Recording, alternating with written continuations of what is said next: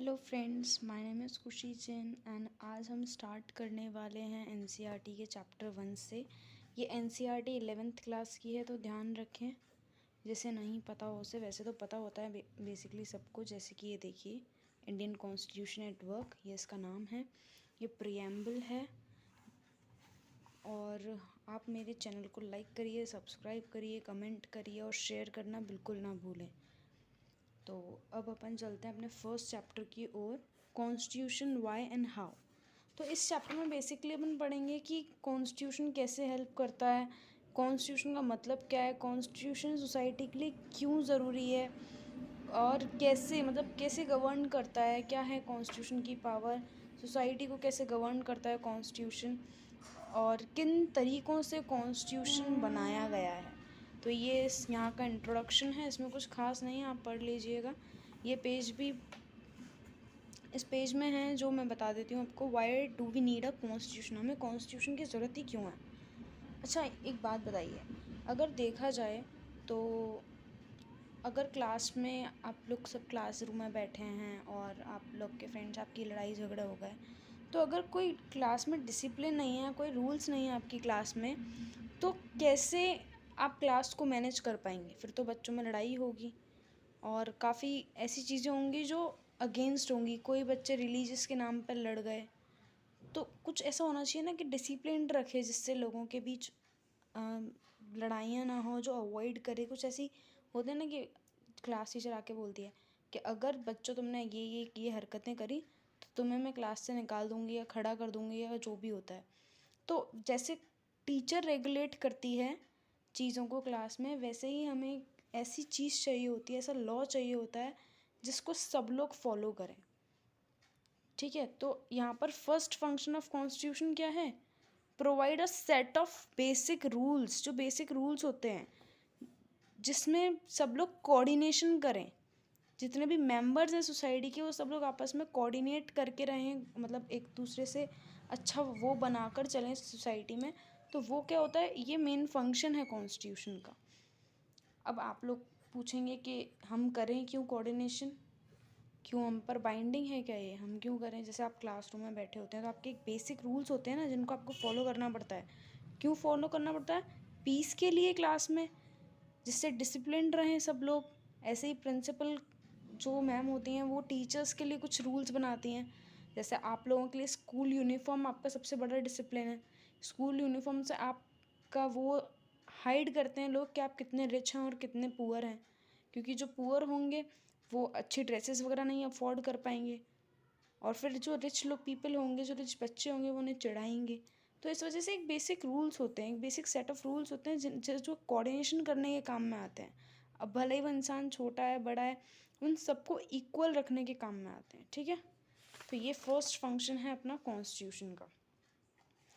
अब यहाँ अपन पढ़ेंगे कि specification of decision making power. अभी डिसीजन मेकिंग पावर है किसके पास, कि कौन करेगा ये सब कुछ। अपन ने ये तो पढ़ लिया कि बेसिक रूल्स होने चाहिए, पर कौन लगाएगा ये रूल्स हम पर। ठीक है, तो कॉन्स्टिट्यूशन प्रोवाइड करा है इस क्वेश्चन का आंसर हमको। कैसे? बेसिक एलोकेशन ऑफ पावर्स हैं सोसाइटी में, और किसके पास है, gets to decide what the law will be. ये कौन डिसाइड करेगा कि क्या लॉ होगा और कैसे अप्लाई होगा, किसके पास ये पावर है लॉ अप्लाई करने की। ठीक है, तो ये सब कुछ कौन अप्लाई करेगा? Constitution. In principle in this question gets to decide can be answered in many ways. देखिए, क्वेश्चन का आंसर बहुत तरीक़ों से दिया जा सकता है। जैसे कि मोनार्की है, मोनार्की कॉन्स्टिट्यूशन जो होता है उसमें मोनार्क डिसाइड करता है। मोनार्की तो पता है ना आपको, monarchy mean one rule. One rule जो होता है ना बच्चों, सिंगल इंसान का जब रूल चलता है, जैसे किंग और क्वीन का रूल हो गया, सिर्फ उन्हीं का रूल चल रहा है, तो मोनार्क्स जो होते हैं वो डिसाइड करते हैं कि क्या होगा और क्या नहीं होगा। ठीक है, जैसे सोवियत यूनियन में सिंगल पार्टी है जिसके पास पावर है ये सब डिसाइड करने की। बट डेमोक्रेटिक कॉन्स्टिट्यूशंस में क्या होता है, पीपल्स डिसाइड करते हैं कि हम क्या करेंगे और क्या नहीं। अब आप बोल रहे थे अभी थोड़ी देर पहले कि पीपल्स को कोऑर्डिनेट करने के लिए, मेंबर्स ऑफ सोसाइटी को कोऑर्डिनेट करने के लिए हमको बेसिक स्ट्रक्चर, बेसिक रूल्स चाहिए। और अब आप बोल रहे हो दीदी कि पीपल्स जो हैं वो डिसाइड करते हैं, पर ये सिंपल नहीं है। पीपल डिसाइड कैसे करते हैं? आप लोग वोट देते हैं, अपने रिप्रेजेंटेटिव्स को जिताते हैं, और फिर आपके रिप्रेजेंटेटिव्स आपके बिहाफ पे काम करते हैं पूरी कंट्री के अंदर। तो ये इसका एक बहुत बड़ा, इसलिए हमने कहा है कि पीपल जो हैं वो डिसाइड करते हैं कि क्या चीज़ होगी उनके साथ, मतलब पास, या क्या उनका लॉ बन सकता है, क्या नहीं बन सकता है।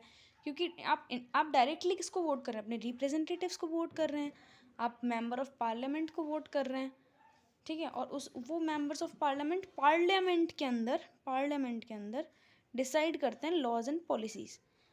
डिबेट होता है, डिस्कशन होता है, वोटिंग होता है, तब जाके कोई कॉन्स्टिट्यूशन, इंडियन कॉन्स्टिट्यूशन जो है उसमें ये फीचर आया कि पार्लियामेंट में आप कुछ बिल वगैरह डाल सकते हैं, ठीक है। तो ये अपन चीज़ बाद में आगे पढ़ेंगे और डिटेल में, पर आपको इतना पता होना चाहिए। पार्लियामेंट तो पता है ना आप लोगों को क्या होता है, कि लोकसभा एंड राज्यसभा। लोकसभा मतलब लोगों की सभा, राज्यसभा मतलब राज्यों की सभा। लोकसभा को लोअर हाउस भी लोकसभा को लोअर हाउस बोलते हैं, हाँ, एंड राज्यसभा को अपर हाउस भी बोला जाता है। काउंसिल ऑफ स्टेट्स भी बोला जाता है राज्यसभा को, and house of the people बोला जाता है लोकसभा को। अब यहाँ पर अपन सेकेंड फंक्शन पढ़ने वाले हैं कि सेकेंड फंक्शन क्या होता है कॉन्स्टिट्यूशन का।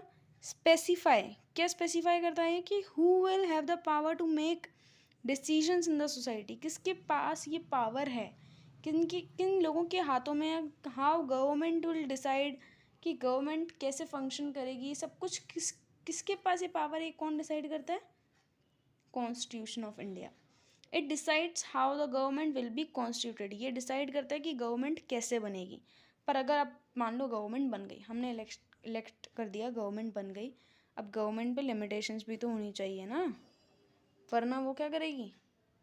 फिर तो ये मोनार्क राज हो जाएगा, जंगल राज हो जाएगा, अगर गवर्नमेंट पे लिमिटेशन ही ना हुआ तो। जंगल राज के बारे में मैं आपको बताऊंगी। जंगल राज ये होता है कि अगर कहीं पर भी रूल्स और राइट्स जो होते हैं ना पीपल्स के, वो ले लिए जाते हैं। पीपल्स के जो राइट्स होते हैं ना वो छीन लिए जाते हैं उनसे, उनको अपने राइट्स के लिए कोई अधिकार नहीं होता, तो वो हो जाता है जंगल राज। वहाँ पे डेमोक्रेसी नहीं होती है, नो डेमोक्रेसी, ठीक है, तो वो होता है जंगल राज। अब यहाँ पर अपन लिमिटेशंस देखते हैं। सो द थर्ड फंक्शंस क्या है कॉन्स्टिट्यूशन का? लिमिट करना गवर्नमेंट को। यहाँ पर देखिए आप, गवर्नमेंट को लिमिट करती है and impose on it's citizens, कि गवर्नमेंट जो भी अपने सिटीजन्स पे इम्पोज कर रही है उसको लिमिट कर देती है। यही जो लिमिट्स होती हैं ये फंडामेंटल होती हैं, और ये कभी भी ट्रेस पास नहीं हो सकते। मतलब इनको कभी भी कोई भी ओवर राइड नहीं कर सकता, इनको कभी भी कोई हटा नहीं सकता है, कि गवर्नमेंट जो लॉ बना रही है पीपल्स के लिए, जो पीपल पे इम्पोज कर रही है गवर्नमेंट, उसके ऊपर सबके ऊपर लिमिट्स लगी हुई हैं। और यही क्या होते हैं? फंडामेंटल राइट्स होते हैं, जो ऐसा करने नहीं देते। तो फंडामेंटल राइट्स भी कहाँ दिए हुए हैं? जो हमारे मानव अधिकार बोलते हैं जिनको हम, वो भी इस कॉन्स्टिट्यूशन में हमें दिए हुए हैं, ठीक है।